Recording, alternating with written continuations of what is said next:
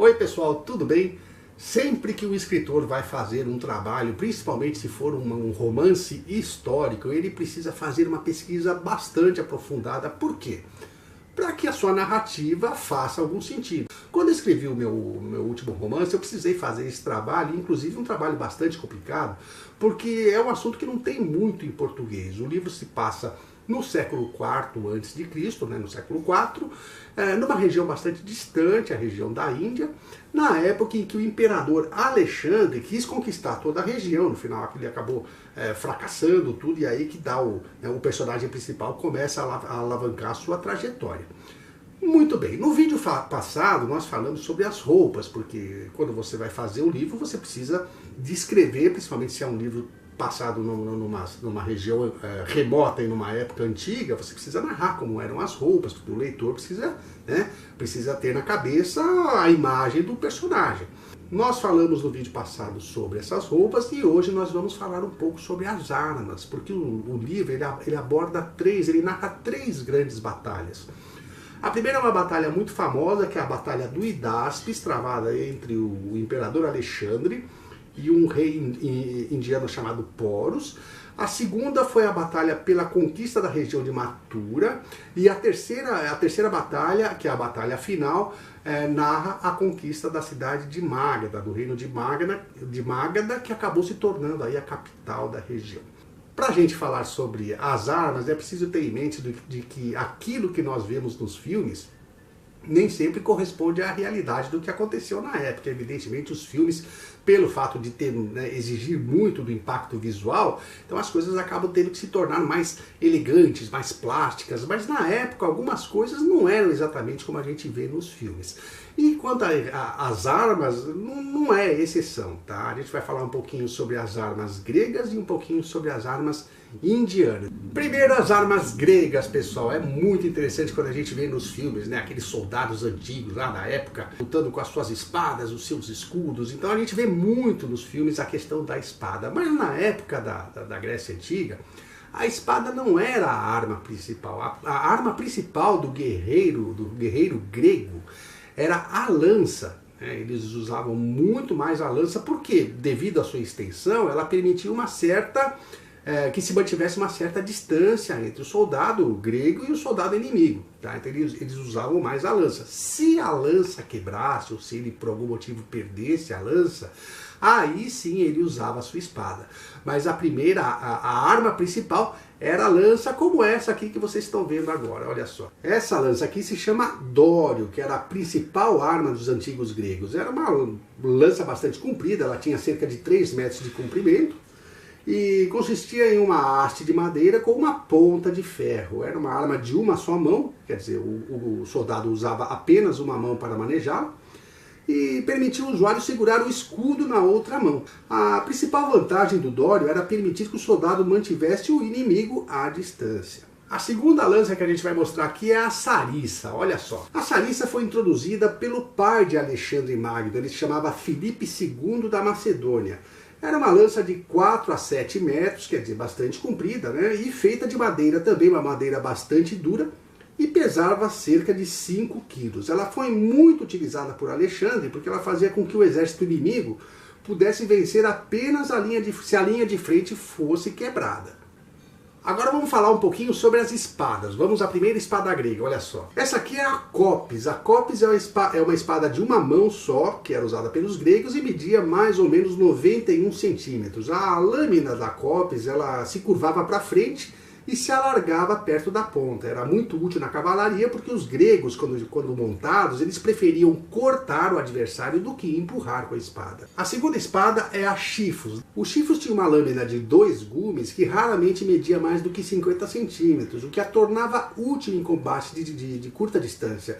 Ela era mais versátil do que a copis, porque a copis tinha um só gumes e a chifos tinha 2 gumes. Um dos fatos interessantes do sucesso da chifos, que era uma espada relativamente curta, é porque os soldados gregos eles não eram altos, né? O próprio Alexandre, que nós ocidentais estamos acostumados a enxergá-lo como um soldado extremamente forte, alto, né? Mas os historiadores indianos, as testemunhas oculares que viram Alexandre, eles fazem uma descrição completamente diferente. Eles narram Alexandre como sendo um soldado bastante baixo, ele tinha um pouco mais do que 1,50 m, muito forte, muito habilidoso, mas baixo.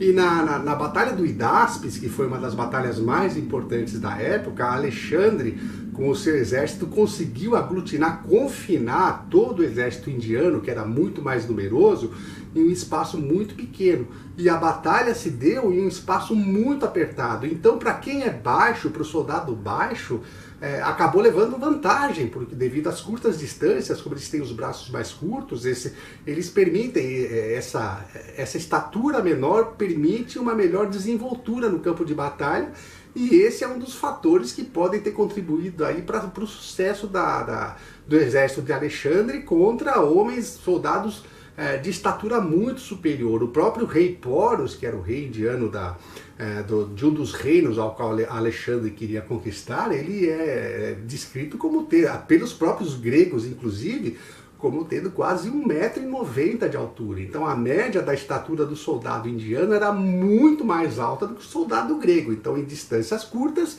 o grego acabou levando vantagem. Esse aqui é o escudo grego, pessoal, se chamava hoplon.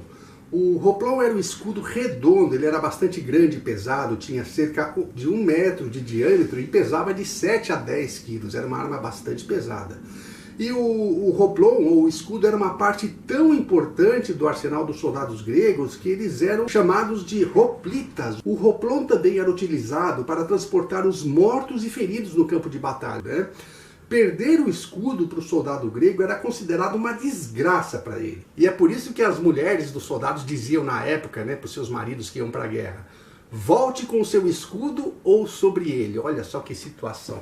E por último, o arco e flecha grego, que foi inspirado nos arcos persas, tá? Porque o Alexandre ele conseguiu a tecnologia de batalha persa no sentido de se usar cavaleiros ligeiros, cavaleiros rápidos, cuja a função era apenas sair por aí atirando as flechas, tá? Eles não atacavam, eles não iam para o combate corporal, eles ficavam a uma certa distância e atiravam as suas flechas. Bom, pessoal, agora que a gente viu um pouquinho das armas gregas, vamos passar para as armas indianas, tá? Ok? Eles tinham uma filosofia de batalha um pouco diferente, e para isso a gente vai conhecer as armas que eram utilizadas na época. Olha só.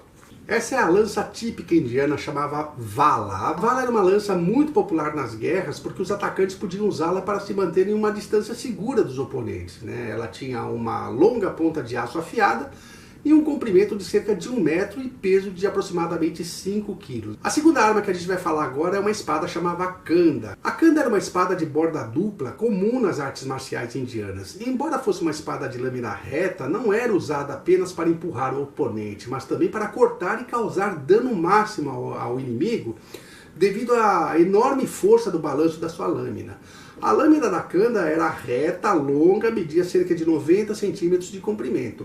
Embora fosse uma lâmina de 2 gumes, ela era reforçada com tiras, né, de aço estreitas nas bordas e que percorriam a maior parte do comprimento da lâmina para que ficasse mais rígida, resistisse ao impacto e para que não se quebrasse facilmente. Vamos ver uma das principais armas, espadas, no caso indianas, chamava karga. Olha só. A karga era um tipo de espada bastante grande, muito pesada, e era bastante importante tanto quanto arma de batalha como um objeto ritualístico. Seu comprimento era de até 32 polegadas, o que corresponde a mais ou menos 81 centímetros, e o seu peso era de 10 quilos, uma arma bastante pesada. Agora uma arma bastante famosa chamada tawar. O tawar é uma espada longa com lâmina curva, com aproximadamente 42 centímetros de comprimento por 2,5 centímetros de largura. A lâmina é afiada na borda convexa e o seu peso gira em torno de 900 gramas até 1,8 kg.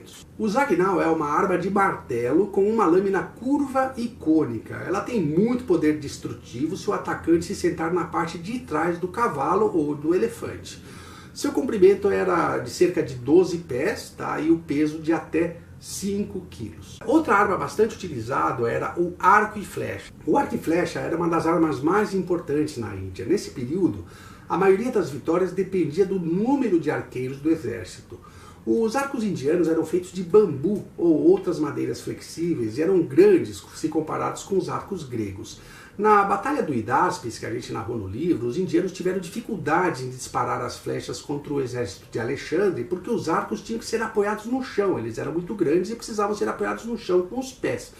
Como o terreno estava muito lamacento, foi terrível, porque os soldados não conseguiram apoiar, né, os arcos no chão devido ao terreno lamacento, e essa força de batalha acabou sendo perdida. E isso contou muito ponto para o exército de Alexandre. Agora vamos falar sobre uma arma bastante famosa, inclusive nos filmes, que era a chakra.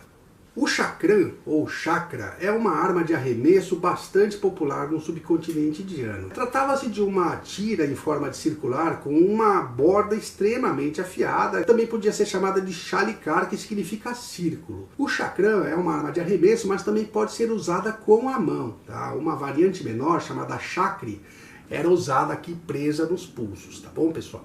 E por último, pessoal, o escudo indiano, que era bastante diferente do escudo grego, tá? O escudo grego era feito de metal e o do indiano era feito ou de madeira ou de treliças de madeira cobertas com um couro bastante resistente. Olha só a imagem do escudo, pessoal. Pode parecer bastante frágil, mas não era, tá? Era uma arma bastante resistente, bastante dura e muito mais leve do que os escudos gregos, o que conferia ao soldado indiano um pouco mais de mobilidade. Isso contava pontos para o soldado indiano. Bom, pessoal, esse foi o nosso vídeo de hoje. Eu queria agradecer mais uma vez a atenção. Eu vou deixar o link do livro aqui na descrição.